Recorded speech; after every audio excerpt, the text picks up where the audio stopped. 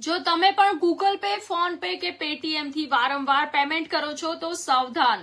આરબીઆઈએ યુપીઆઈના નિયમોમાં એક બહુ મોટો ફેરફાર કર્યો છે જે સીધી તમારી પર અસર કરશે.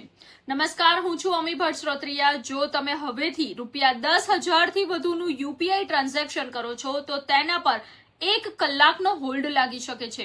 સરળ ભાષામાં કહીએ તો ₹10,000 કે તેથી વધુનું પેમેન્ટ કર્યા પછી આવનારા 1 કલાક સુધી તમે ₹1 નું પણ બીજું ટ્રાન્ઝેક્શન નહીં કરી શકો. તો હવે તમને થશે આવું શા માટે? તો જણાવી દઈએ કે દેશમાં વધી રહેલા ડિજિટલ ફ્રોડને રોકવા માટે આ નિર્ણય લેવામાં આવ્યો છે.